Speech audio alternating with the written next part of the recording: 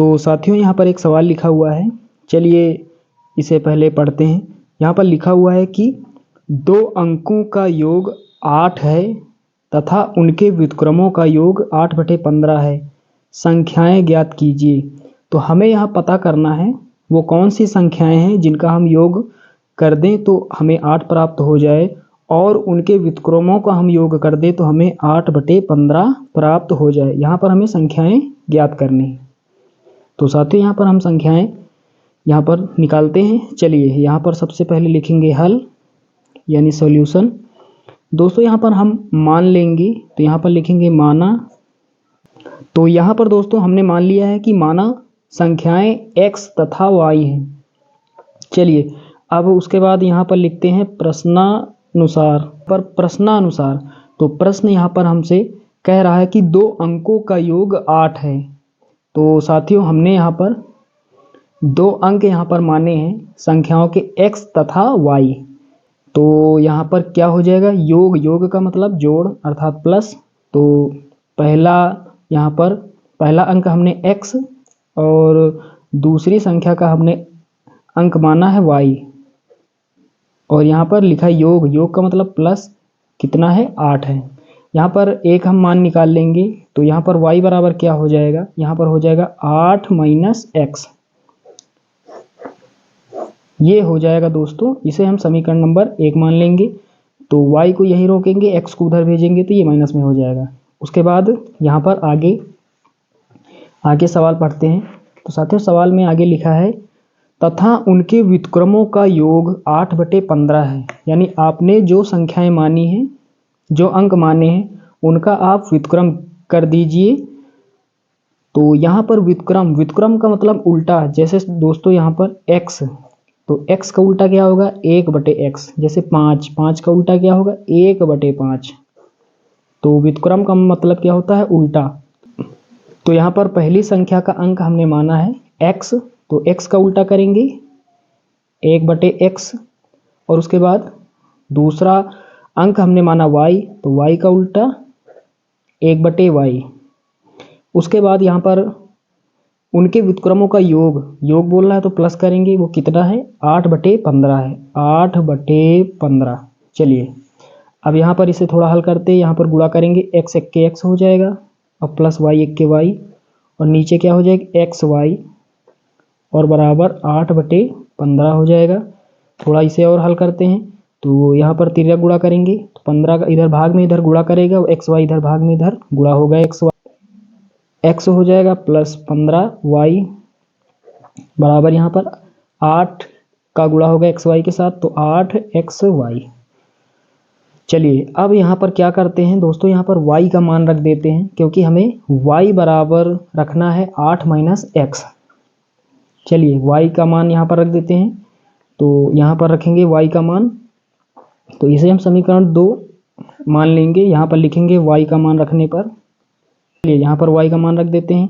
तो पहले लिखेंगे 15x + 15, और यहाँ पर y के स्थान पर हमें क्या रखना है, 8 - x बराबर, फिर 8 लिखेंगे, यहाँ पर हम x लिख देंगे। उसके बाद में y के स्थान पर हमें लिखना है 8 - x, 8 - x। चलिए आगे हल करते हैं। तो यहाँ पर क्या हो जाएगा, 15x + 15 का गुणा 8 से होगा तो 15 × 120 माइनस 15 का गुणा x से होगा तो 15x बराबर, यहाँ पर 8 का गुणा 8 से करेंगे तो 88 कितना हो जाएगा, 64 हो जाएगा। यहाँ पर कितना हो जाएगा, 64 हो जाएगा। और ये x, 8x का गुणा 8 से करेंगे 88 64x, फिर माइनस लगाएंगे, 8x का गुणा x से होगा तो 8x²। अब ये माइनस का प्लस का कैंसिल हो जाएगा। अब सबको एक तरफ करेंगे तो ये माइनस का 8x², इसको इधर लाएंगे तो ये प्लस का 8x²। उसके बाद ये प्लस में है उधर, इसको इस तरफ लाएंगे तो ये माइनस का 64x हो जाएगा, और ये प्लस का 120 बराबर कितना, 0। अब दोस्तों देख पा रहे हैं यहाँ पर कुछ कॉमन ले लेते हैं।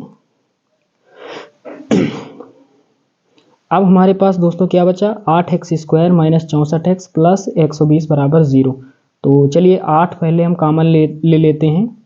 8 हम कॉमन लेंगे, यहाँ से हट जाएगा, x² बचेगा, माइनस यहाँ पर क्या बचेगा, 64 88 होता है तो 8 कॉमन ले लिया तो 8 बचेगा। फिर प्लस यहाँ पर 15 अट्ठे 120, तो 8 हमने कॉमन ले लिया तो क्या बचेगा 15 बराबर 0। तो यहाँ पर 8 साथियों ये गुणा कर रहा है, उधर भाग करेगा तो 0 के नीचे ये जाएगा, तो ऊपर 0 अंश में यदि हो तो नीचे कुछ भी संख्या हो सारा मान 0 ही हो जाता है, शून्य हो जाता है। तो यहाँ पर क्या बचेगा x square minus 8x plus 15 बराबर 0। तो साथियों हमारे पास क्या बचा x square minus 8x plus 15 बराबर 0। अब दोस्तों हमें क्या करना होगा गुणनखंड, यहाँ पर हम x square minus 8x plus 15 बराबर 0 के गुणनखंड करेंगे। तो यहाँ पर हमें ऐसी दो संख्याएं ढूंढनी है जिनका हम आपस में गुणा करें तो हमें कितना मिल जाए 15, और यहाँ पर प्लस लगा हुआ है, और जोड़ने पर कितना प्राप्त हो जाए 8। तो साथियों यहाँ पर 5 का गुणा यदि हम 3 से करते हैं 5 तियाँ 15, और इन्हीं में से दोनों को हम जोड़ देते हैं 5 और 3 8। इसका मतलब 8 के स्थान पर ये हम लिख सकते हैं, और 15 के गुणनखंड 5 गुणे 3 ये हम लिख सकते हैं। चलिए यहाँ पर हल करते हैं तो एक्स स्क्वायर हो जाएगा माइनस 8 के स्थान पर हम लिखेंगे 5 प्लस 3 एक्स प्लस 15 बराबर 0। एक्स स्क्वायर हो जाएगा माइनस 5 का गुणा एक्स से होगा तो 5x, फिर ये माइनस प्लस माइनस हो जाएगा 3 का गुणा एक्स से 3x प्लस यहाँ पर 15 बराबर 0। एक्स यहाँ कॉमन लेंगे तो एक्स बचेगा माइनस यहाँ से 5 एक्स हट जाएगा, माइनस यहाँ है माइनस यहाँ है, सबसे पहले माइनस कॉमन लेंगे। 15 के गुणनखंड हम क्या लिख सकते हैं 15 को 5 गुणे 3, तो 3 यहाँ है 3 यहाँ है, 3 कॉमन ले लेंगे बचेगा क्या एक्स बचेगा, प्लस था हमने माइनस कॉमन लिया एक माइनस बचेगा 5 बराबर 0।